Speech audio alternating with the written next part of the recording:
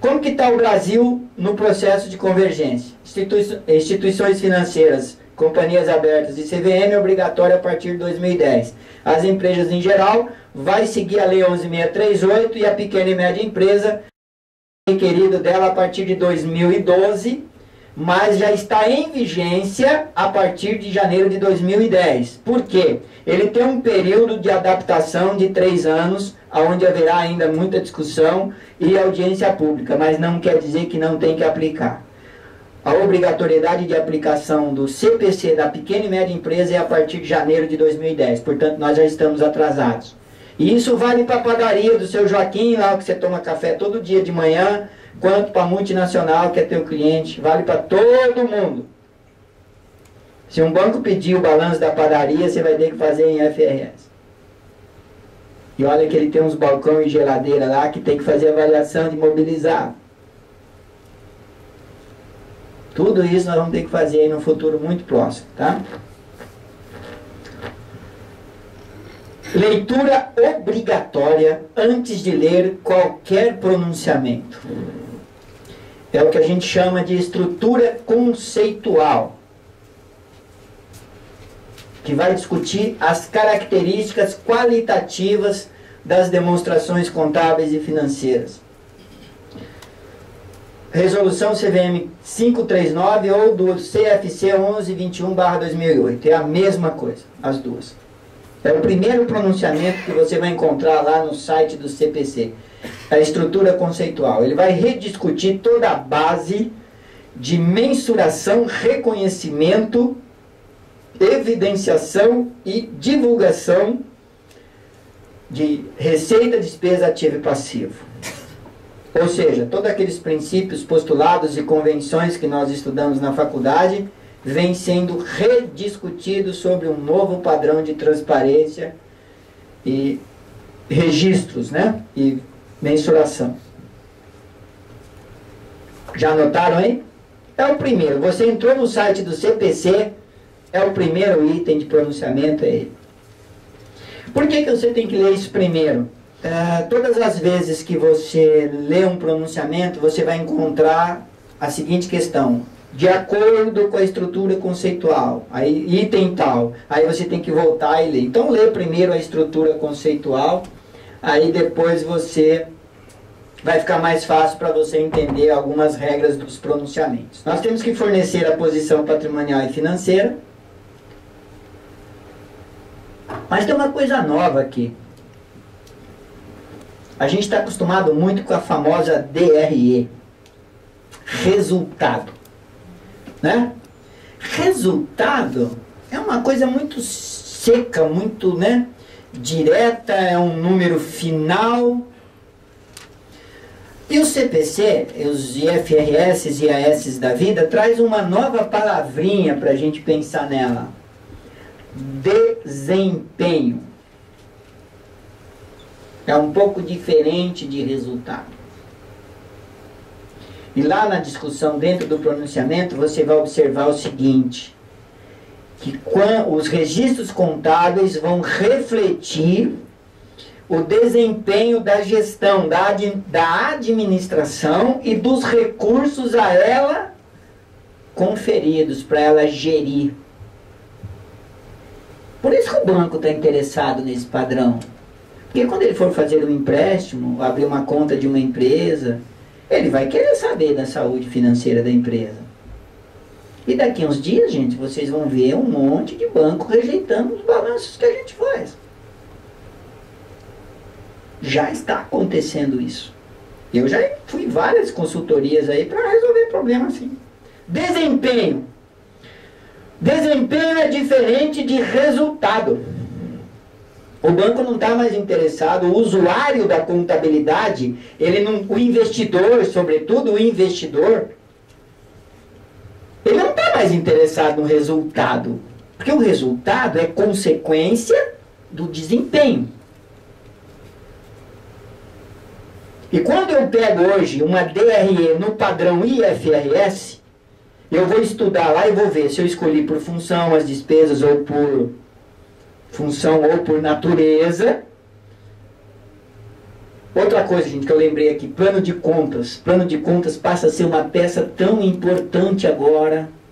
Não dá mais para ter aquele plano de contas igual no escritório para todo mundo.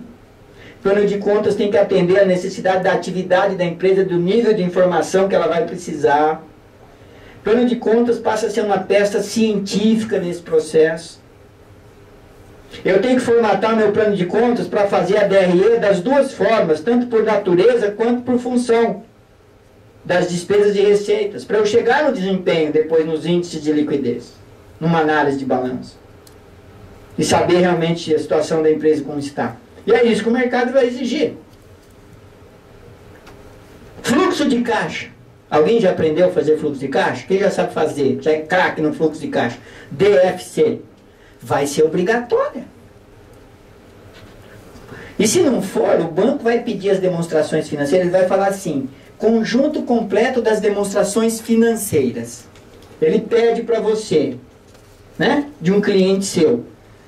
Dentro do conjunto completo das demonstrações financeiras, está o fluxo de caixa e a DMPL, que você pode substituir pela DLTA caso só altere a conta de lucros acumulados. Ou prejuízos acumulados. Agora nem pode ter lucro, mas só prejuízos acumulados. Lucro tem que destinar, né? Por isso que tem que fazer a GO, viu, gente? Por isso tem que fazer a GO. Ah, mas a padaria do seu Joaquim, se ele briga com a mulher, vai dar um problema lá na frente. Tá? Não seja você o responsável pela informação. Quem são os usuários da informação? Você acha que o investidor está interessado no resultado? Não. O resultado para ele não interessa. O resultado para ele é uma consequência do desempenho, do capital que ele investiu. Os empregados estão interessados com os seus sindicatos, credores, fornecedores, clientes, governo e o público, né? Que são os fornecedores de capitais de risco aí, tá? Esses são os principais usuários. Aqui está o nó da questão. Se eu conseguir passar isso aqui para vocês, eu já estou feliz da vida.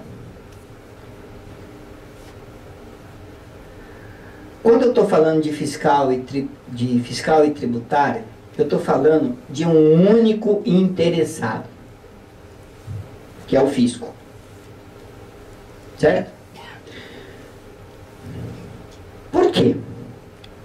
Se eu tenho uma receita, a gente tem que pensar um pouco, analisar com um pouquinho mais de critério.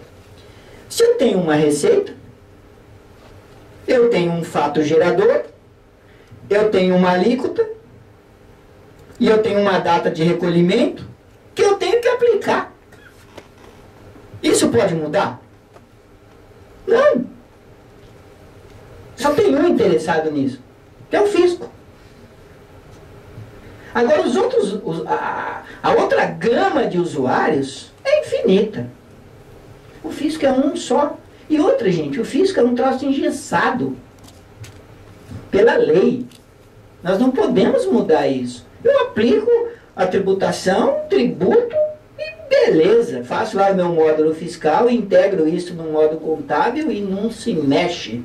Não tem perda, não tem ajuste a valor presente, não tem nada. Fica lá engessado, ninguém está interessado nisso, só o fisco. Agora o societário não. E a FRS, todas as vezes que cai na questão tributária, ele fala assim, segue a lei. Está lá no pronunciamento. Segue a lei tributária. Porque ele não se mete nessa questão. Ele quer que as demonstrações financeiras e contábeis sejam transparentes para o mercado, que é o mercado que vai cobrar. Primeiro pilar do IFRS. Primeiro coluna, mensuração. Vou dar números às operações. Vou dizer quanto elas valem. Ah, mas eu tenho uma nota fiscal. Essa nota fiscal de um ativo imobilizado está dizendo que o ativo imobilizado custou 10 mil reais. Só que ela chegou na empresa 3 meses atrasada. Ou não? Será que já vale 10?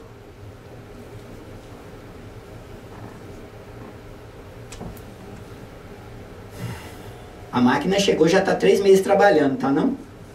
Já gastou 3 meses, né? E a nota chegou 3 meses atrasada. Dentro da ótica do IFRS, não quer dizer que eu vou registrar essa máquina por 10. Eu já tenho que considerar 3 meses de defasagem aí. Estou dizendo, é um exemplo bem toscão mesmo, tá, gente? Mas é essa a ideia.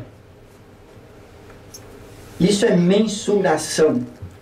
Isso é de responsabilidade do profissional da contabilidade e do gestor. Não é só dele sozinho.